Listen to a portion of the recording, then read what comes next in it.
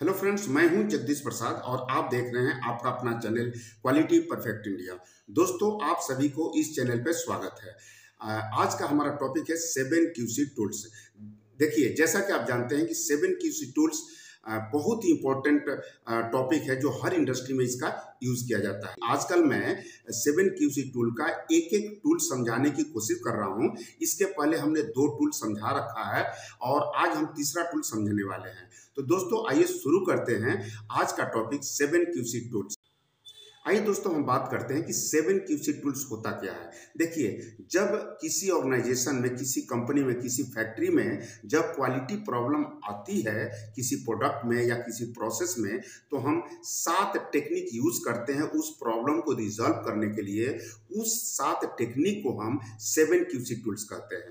तो दोस्तों, आइए हम बात करते हैं कि 7QC टूल्स कौन कौन सा होता है। देखिए, 7QC tools check sheet, cause and effect diagram, stratification, Pareto diagram, histogram, scatter diagram and control chart, ये 7 7QC टूल्स होते हैं। इस 7QC टूल्स में मैं ऑलरेडी चेक शीट और काउज एंड इफेक्ट डायग्राम का ऑलरेडी वीडियो हमने बनाया है और अपलोड कर चुके हैं। और यदि अभी तक आपने वीडियो नहीं देखा है तो आप देख सकते हैं। आप इसे आई बटन से देख सकते हैं या फिर हमने डिस्क्रिप्शन बॉक्स में इसका लिंक दे रखा है, उससे भी आप देख सकते हैं। आज हम जो बात करने वाले हैं वो है स्ट्रेटिफिकेशन के बारे में। तो दोस्तों, आइए शुरू करते हैं 7QC टूल का जो तीसरा टूल है स्ट्रेटिफिकेशन। स्ट्रेटिफिकेशन होता क्या है? देखिए, स्ट्रेटिफिकेशन एक मेथड है जिसमें हम डाटा को डिवाइड करते हैं कैटेगरी में, ग्रुप में या सब ग्रुप में। उस मेथड को, उस टेक्निक को हम स्ट्रेटिफिकेशन कहते हैं। आइए दोस्तों, हम बात करते हैं कि डाटा को डिवाइड क्यों करते हैं। देखिए, अगर हम डिवाइड नहीं करेंगे तो केवल रिजेक्शन क्वांटिटी पता चलेगा और उस क्वांटिटी से हम यह पता नहीं लगा पाते हैं कि किस प्रोसेस में, किस मशीन पे, कहाँ पे कितना रिजेक्शन हुआ है। इसीलिए हम डाटा को डिवाइड करके देखना चाहते हैं कि किस प्रोसेस में, किस मशीन पे, कहाँ पे कितना क्वांटिटी में रिजेक्शन हुआ है।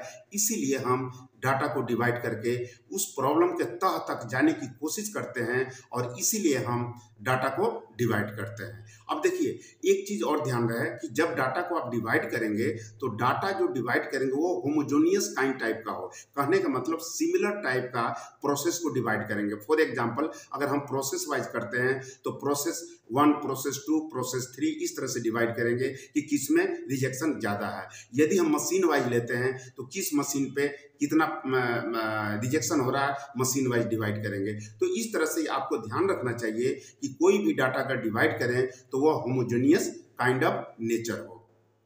आइए दोस्तों, हम स्ट्रेटिफिकेशन को एक एग्जांपल से समझने की कोशिश कर रहे हैं। मान लीजिए कि कोई ऑर्गेनाइजेशन है, कोई कंपनी है, वह सीट मेटल की कंपनी है। जैसा कि आप जानते हैं कि सीट मेटल में बहुत सारा प्रोसेस होता है। सीट से हम ब्लैंकिंग करते हैं, बेंडिंग करते हैं, वेल्डिंग करते हैं, प्लेटिंग करते हैं, पेंटिंग करते हैं, बहुत सारा प्रोसेस होता है। जनवरी मंथ, फरवरी मंथ और मार्च मंथ का रिजेक्शन को हम एग्जाम्पल में लेकर के समझने की कोशिश कर रहे हैं। मान लीजिए कि आप देखिए, यहाँ पे जनवरी में आपका रिजेक्शन हुआ है 180, फरवरी में 130 और मार्च में 140। अब आइए हम इसको स्ट्रेटिफिकेशन करके समझने की कोशिश कर रहे हैं कि यह जो 180 है या 130 है, 140 है, वह कितना डिवीजन में कितना रिजेक्शन हुआ है। इसको अब हम डिवाइड करेंगे डिवीजन वाइज। जैसा कि हमने बताया कि मान लीजिए कि कोई ऑर्गेनाइजेशन है और सीट मेटल का कोई कंपोनेंट बनाती है जिसमें बहुत सारे प्रोसेस होता है, जैसे ब्लैंकिंग, बेंडिंग, वेल्डिंग, प्लेटिंग इत्यादि होता है। मैं आपको समझाने के लिए केवल 4 जो है प्रोसेस लिया है, ब्लैंकिंग, बेंडिंग, वेल्डिंग और प्लेटिंग।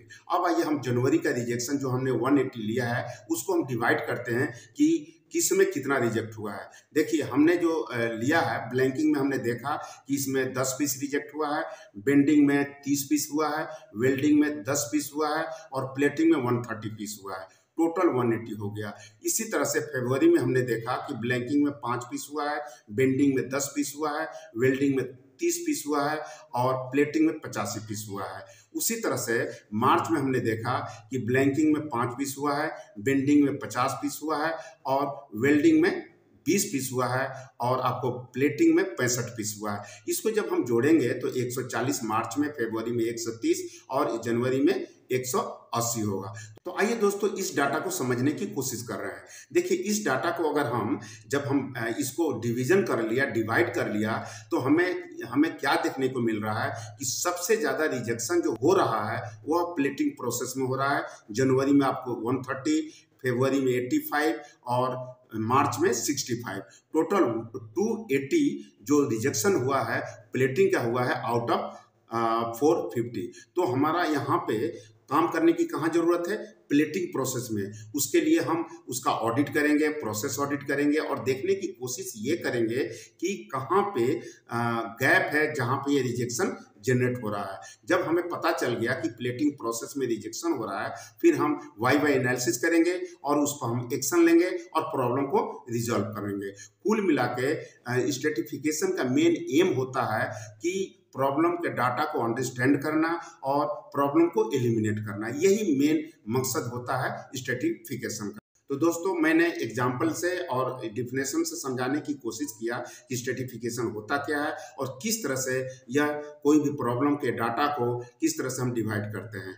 तो दोस्तों नेक्स्ट वीडियो में हम बात करने वाले हैं जो 7QC टूल का जो चौथा टूल होता है उसके बारे में हम डिटेल बात करेंगे। तब तक के लिए हमें इजाज़त दीजिए। Thank you so much.